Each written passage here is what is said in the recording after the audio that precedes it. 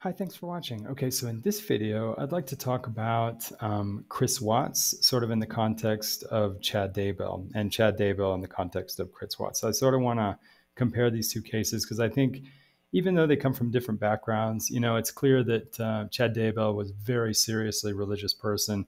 And Chris Watts, I don't know what his actual religious background was, but it's clear that he was not such a religious person. And they just had different backgrounds, different personalities. But what they had in common was that they ended up killing apparently several people. I mean, I say apparently, Chris Watts admitted to and pled guilty to killing several people.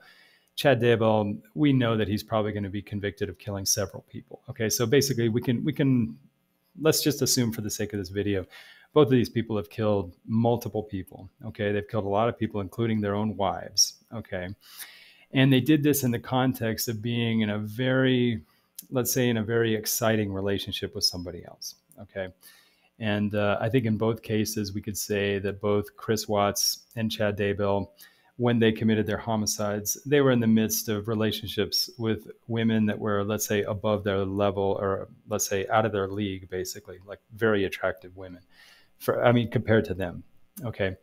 So that right there is one major commonality. The other commonality is that prior to their homicides, they weren't like career criminals. They were just basically just anonymous suburban, sort of boring, dorky men, and just sort of anonymous, invisible, forgettable people. Okay, so I think that's an interesting thing. You have somebody who has no criminal history. One is more religious than the other, but basically they're just boring, anonymous, middle class, suburban people. And then they get into, like, say, an exciting relationship with somebody that's very attractive, and suddenly it's almost like they become, something comes out of them that you would never have seen prior to that relationship. So I'd like to examine these cases together. And whenever I look at a true crime case, I try to look at it through the lens of people who are struggling with cluster B issues. Okay, when I say cluster B, I'm talking about the family of personality disorders that includes narcissism, borderline, antisocial, histrionic. And I also include a little bit addictions, behavior problems, anger management, maybe gambling, porn addiction, just let's just say behavior problems and instability. I think that's a fair umbrella to look at, let's say cluster B and adjacent issues. Okay. And I come myself from having been diagnosed with a cluster B disorder and having spent maybe too much time in recovery. I think it took me too long to recover. And, I can also admit that, recovery is never complete, and we could all recover a little better than I think. I don't think any recovery is enough. I think no matter how recovered we are, I think we always want to be a little more recovered.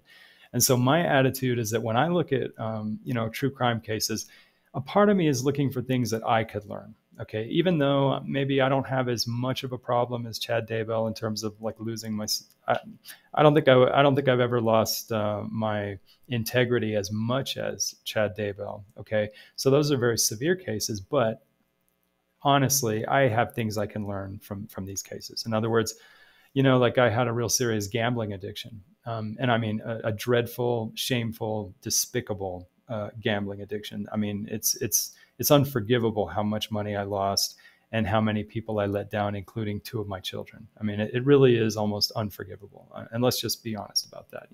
People talk about, not wanting to face the stigma, or maybe we shouldn't put too much stigma on personality disorders. Well, maybe we shouldn't put stigma on personality disorder. We should approach personality disorders and cluster B from a place of understanding. But at the same time, we can't take away that people can end up in behaviors that are despicable and possibly even unforgivable. And, I've had other things in my life that I probably shouldn't mention publicly that are probably even more despicable, so, privately I'll have to suffer with that.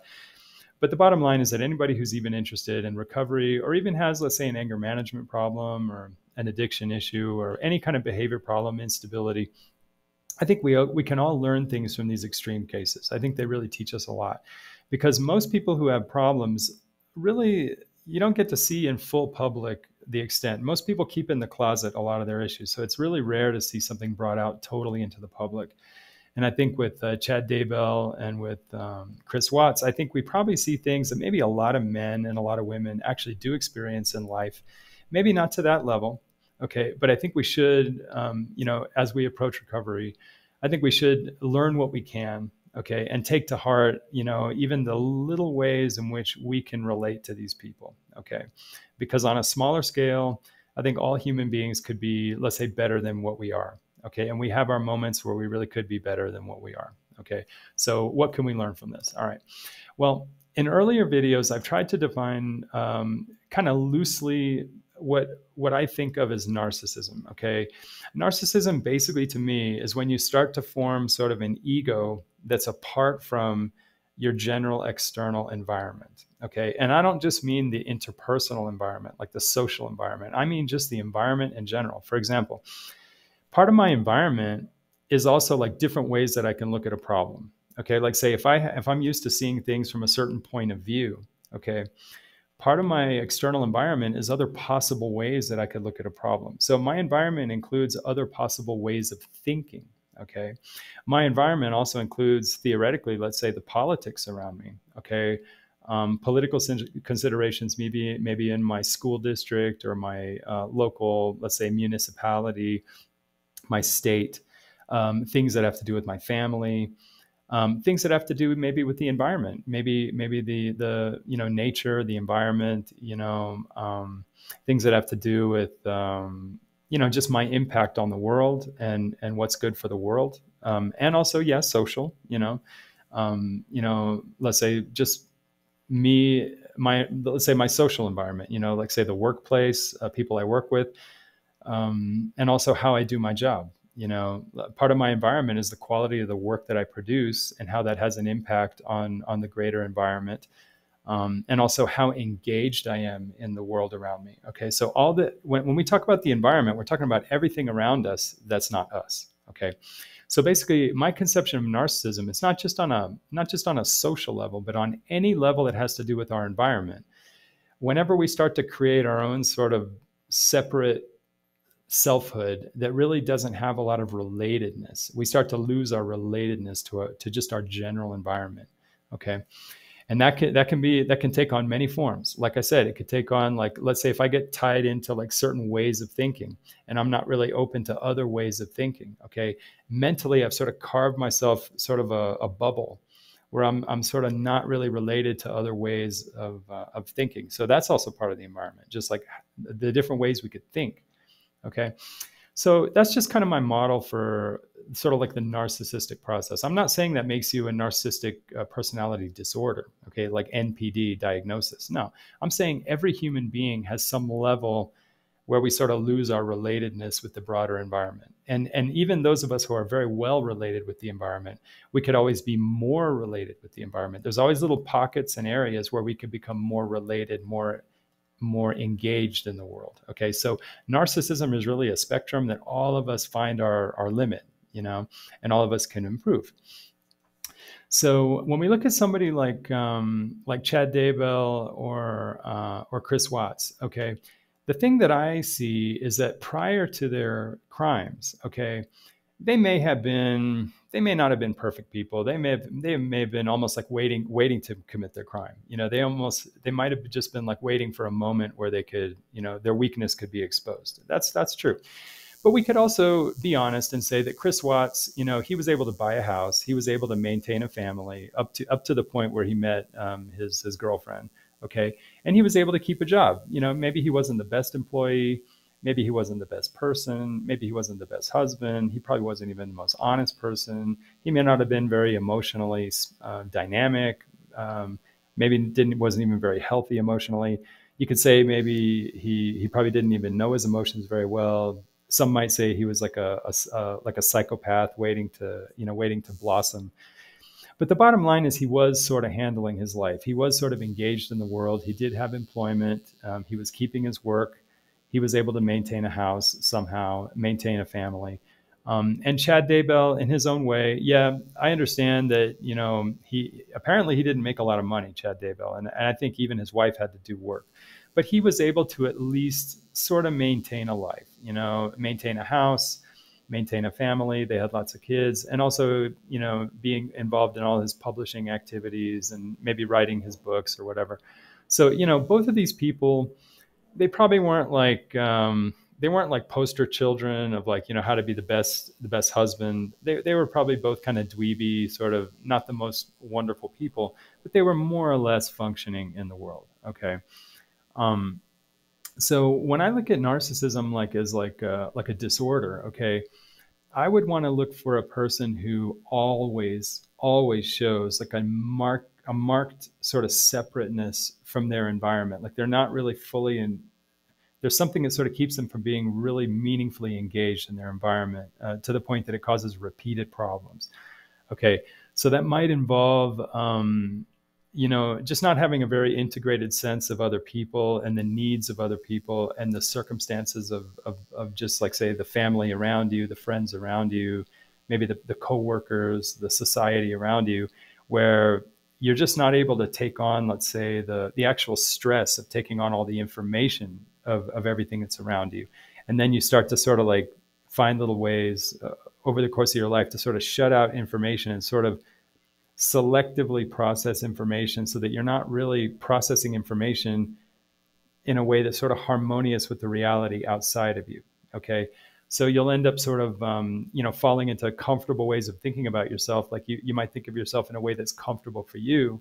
Okay. So you don't have to deal with the stress of being mediocre or being a failure. So you almost start to believe in yourself in a way that doesn't make sense meshed together with the reality outside of you.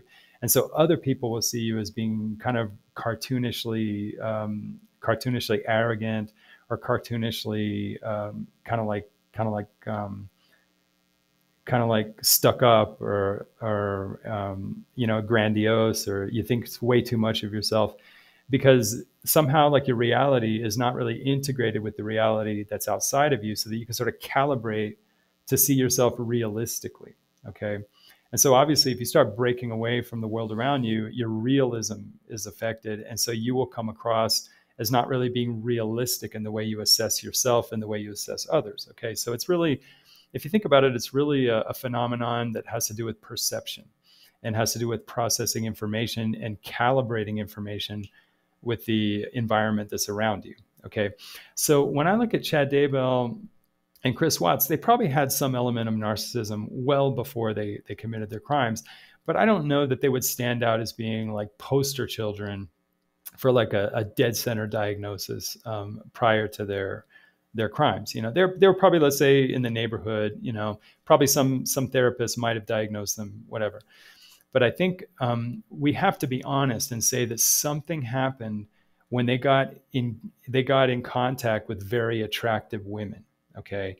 Something like melted their integrity. Okay. And so, you know, normally when I talk about narcissism, I talk about sort of a pervasive condition where no matter what your situation, regardless of whether you have a girlfriend or you don't have a girlfriend, regardless of the stress around you or the lack of stress, that you just always have chronically a difficulty in sort of processing this, like the stress and, let's say, the tediousness of processing information and calibrating yourself to information outside of you, so you can sort of be calibrated and sort of engaged with the world outside of you. So your realism will be calibrated to the realism outside of you. Okay. So that would be normally, to me, like a chronic narcissism. Okay. Where that no matter what your situation, you just don't have the integrity. Okay. Because you have to tolerate a certain amount of stress and frustration to be able to maintain integrity and maintain engagement with the outside world, so that your realism is calibrated, so that you don't seem cartoonish or exaggerated or out of place or whatever. So when I'm thinking of like a chronic narcissistic person, I'm thinking of somebody that no matter what their situation, they don't have either the tolerance, or they're not conditioned to be able to maintain, you know, all the turbulence and all the frustration of being integrated with the outside world, so they can maintain sort of a calibrated, realistic outlook of themselves and others, and themselves in relation to others. Okay. So that doesn't really stand out to me when I look at Chris Watts and Chad Daybell. Okay. Not to say they were healthy people, not to say they were wonderful. I think they were probably waiting for a problem to happen, but I'm just saying they don't strike me as being like poster children of the like paradigmatic case of like solid narcissistic personality disorder, where all their lives they're just completely broken away from, the realism of their external environment. Okay, it's not to say they didn't fall into a narcissistic crisis. Okay, because I think both of them did. But I think, what can I learn about this as a person who myself is in recovery from cluster B? Okay, so what I think I can learn from this is that, I've always looked at two factors for narcissism. Okay, the two factors are my belief as to how much burden and stress and irritation and pain and discomfort, and how much uncomfortableness and just dissonance, and what is my belief about what an acceptable baseline is for a person to carry in terms of discomfort in the world. Okay, because if I'm really going to be tedious and I'm really going to process all the information and be conscientious about sort of being engaged in the world around me, okay, then I'm assuming a certain amount of stress, just because it costs a certain amount of tediousness and discomfort to fully engage with the world around you. Okay, in other words, you have to really get engaged with the world, and that you have to sacrifice a little bit of comfort for that.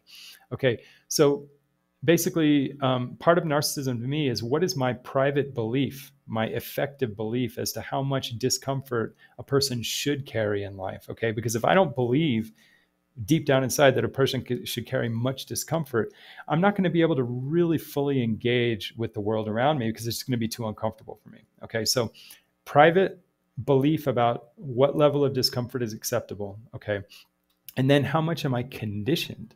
How much am I actually conditioned to actually take on and maintain the discomfort of being fully engaged in the world, really taking on engagement with concerns outside of myself? Okay, because that taxes you. It's environmental taxation. Most people can handle it because it's unconscious and they're just used to it. But if you're not conditioned, even if you believe you should take it on, you won't actually have the conditioning to maintain it. Okay, so I'm going to go ahead and assume that Chad Daybell and Chris Watts both had the conditioning, because they were out there working, they were out there, doing their modest, suburban, whatever work they were doing. They weren't setting world's records, but they were at least helping to make a living in their own ways. I think Chris Watts was probably doing a little better with his work than Chad Daybell. Chad Daybell was kind of more with the writing his books and doing his crazy stuff, maybe sometimes working at the cemetery. But both of them were, taking on at least some responsibility and sort of engaged with the world at some level, taking on some level of discomfort. So I think they both had the conditioning to sort of engage the world outside of them. Okay, and I think they both probably they actually had the belief that a person should assume a certain amount of discomfort in just the normal everyday engagement with the world. So I think they both had a reasonable amount of belief and a reasonable amount of conditioning. Okay, however, so now I'm learning, and it's opening my eyes that there's actually three factors. Okay, it's not just your belief about how much discomfort a person should carry. It's not just how much you're conditioned to carry, let's say, long-term discomfort to be engaged with the world. But there's a third thing. The third thing is that there can be situations where through stimulation, where through euphoric stimulation, maybe too much pleasure, too much excitement, these things can sort of put you in a frenzied state where you sort of melt and dissolve your integrity. Okay.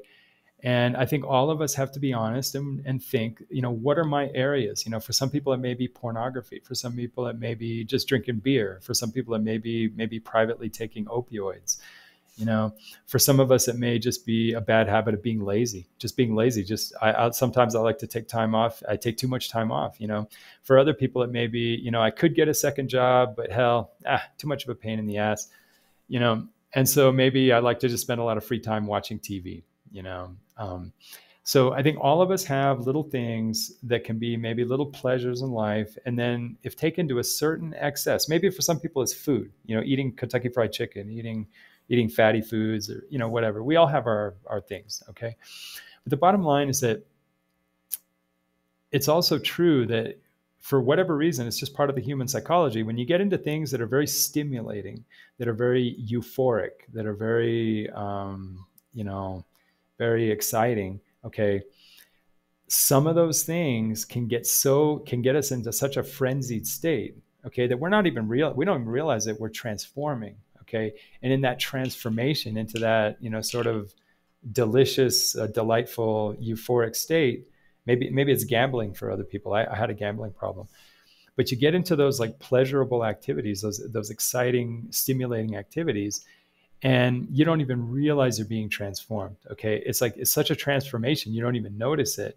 And you don't notice you're going into a frenzied state. Okay. Or you're going into like an overloaded state of pleasure or enjoyment, that you're really sort of dissolving your integrity. And so even though you have a belief about being engaged in the world and taking on the burden and the discomfort of being engaged in the world, okay, and even though you're conditioned for it, okay, all of that integrity you have can just be melted away, okay? And then when that melts, when you don't have your integrity, okay, you are suddenly in a narcissistic position, okay? It's not chronic narcissism, but it is effectively a narcissistic position where you become sort of separate from the world and you're no longer engaged and calibrated in the world. Okay. Now, what's the first thing that you lose when you lose your calibration and your engagement with the world? You lose your reality testing. Okay. You're not thinking in a realistic manner. Okay. So if you do end up, let's say, on the impulse maybe to commit a crime or something, you're not going to calculate meaningfully the actual risk you're taking and how likely it is you're going to get caught. Okay. In other words, Chris Watts he was in such a frenzy. He probably thought, well, if I bury him in the desert, or if I put the girls in the oil tanks, they won't find him, whatever. And, maybe there's a chance they might not have found them. Okay. Let's say on another set of circumstances. Okay. Let's just say maybe they wouldn't have found the bodies. Okay. But even then, okay, if you really think about it, do you think the authorities and the families are just going to let people go missing and not hold him somewhat accountable? You think he's not going to end up being a suspect? In other words, just because they might not find the bodies, okay, I'm not saying they wouldn't, but I'm saying if he's thinking that, just in case he's thinking they may not find the bodies, okay, that doesn't mean he's not going to end up still going to trial and still potentially being held responsible. In other words, just because he thinks he's clever and he thinks he can hide the bodies, that he's clearly, he doesn't have the full reality. He's lost his reality. Okay. Because a normal person who's not in a frenzy, who's not all excited, okay, when they think about the possibility of killing someone, one of the major barriers is that even if you could totally dispose of the bodies, okay, it's really not likely that families and authorities, and even the public is going to let people go missing and let you get away with it, okay, without major problems, okay? So he's clearly not really thinking, because he's not just going to kill some random person. He's killing his wife and 2 children, okay? They have grandparents on both sides. They have friends, the public's going to know about it. People just can't disappear like that without major inquiry. So I think it's fair to say that because he got into that exciting relationship with I can't remember her name. God, I had her name. Anyway, Chris Watts, got into a relationship with a very good-looking woman. Okay, he got so his mind got so scrambled, and he got so melted by that excitement of that relationship, that it's pretty clear that he lost his normal, realistic thinking, okay, to really think about and really have judgment, calibrated realism, okay. He was disengaged suddenly. He fell into a narcissistic position, okay. So even though he wasn't a chronic narcissist, he, through circumstances, lost that integrity that normally had him calibrated and engaged in the broader environment, so that he lost his realistic reality testing, his realism. And with that impaired judgment, and that is an impairment. It's almost the same as if you're doing drugs, okay? You are not sober, okay? And your judgment just isn't right, okay? And so I hate to say this, I'm not trying to be sympathetic to a criminal, but I'm saying you have to see how certain criminals, certain people who commit crimes, they don't have their full judgment, okay? They have impaired judgment, okay? And that's why it's dangerous, okay? And that's why we should all have something to learn about this. Whenever any of us get involved in something that's too pleasurable, too pleasurable, let's say pornography, let's say maybe drinking too much, maybe gambling, it's fun and it seems harmless and you don't really notice, but you never know the extent to which, okay, that kind of pleasure may be transforming us into little frenzied states, okay, even though we don't really notice. And we may not notice how much our judgment is actually being melted, how much our integrity is being melted. Okay, it may not be perceptible. And so, we may get away with it. It may just be temporary, it may just be a couple weekends or whatever. And, maybe, or after the weekend, maybe we bounce back. But whenever we're losing our integrity and we're not aware of it, okay, you never know when that could cause a problem. And do we really want to be walking around really sacrificing our integrity? Maybe to some extent, maybe it's a trade-off. Maybe it's a question of, sort of learning how to do it with moderation. Okay, I understand that. But at least we should be aware that when you get involved in something very pleasurable, very stimulating, okay, there will be some decompensation of our integrity and therefore our realism and our judgment. And so temporarily, we find ourselves sort of in a narcissistic position, okay? And the same thing happened with Chad Daybell, okay? I'm not saying he was the best husband before he met Lori. He probably was kind of a dork. He probably was kind of a little bit unreliable. His wife had to get a job to help support the family. But when he did get involved with Lori, okay, that stimulation, that excitement, okay, that put him literally into a frenzied state. And I guess between Chris Watts and Chad Daybell, I think they were at the extreme. I think they got super, super frenzied. They were super, super stimulated by these attractive women, and it just melted their brain and basically just melted their integrity and effectively separated them from the broader environment. Okay, so Chad Daybell, the same thing. If he had really thought about it, okay, you take away all the stuff about thinking the world's going to come to an end and all that, but just realistically, if you make 2 children disappear, okay, even if nobody finds the bodies, okay, and even if, let's say he got away with killing his wife, and let's say they never ordered an autopsy, and let's say he actually got away with that, but just moving on to kill the children, okay? Let's imagine the best case for Chad, okay? Let's say they never found the bodies, okay? Still, if he had his mind, if he had his full judgment, he would understand that even if they never found the bodies, there are so many families out there, there's so much of a public out there, and the authorities, they would never let the children go missing for so long without holding him accountable in some way. He would get tied up in something. It would be a problem for him. So I think clearly, I think Chad, I have to assume that if he were not so much in a frenzy and so excited by that relationship with Lori, okay, I have to assume he would have had a little more integrity available, a little more judgment available to sort of anticipate that he really couldn't get away as easily with those crimes as probably he thought. Because I think in that degraded state, being so much, not just in love, he wasn't just in love with Lori, he was in a frenzied state. It was like he lost his mind, just like Chris Watts. And I think he just didn't even have available the level of judgment to really meaningfully think about what he was doing. Okay.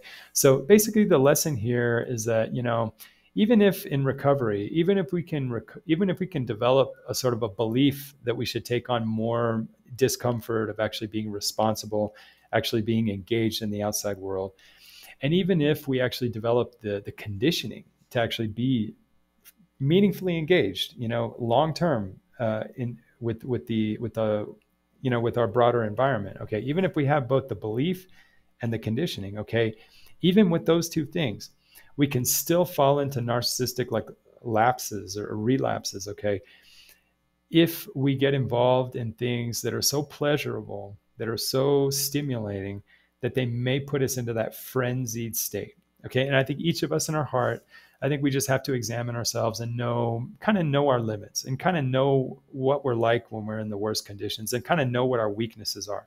Because I think all of us know, and it's just a matter of responsibility, how each of us puts the barriers or puts the limits, it's for each of us to design, kind of a personal, kind of a program or whatever. But I think common sense says that every person has sort of an area where if they cross that line and they get involved in maybe too much pleasure, too much excitement, things get a little bit too exciting, we can get into that frenzied state.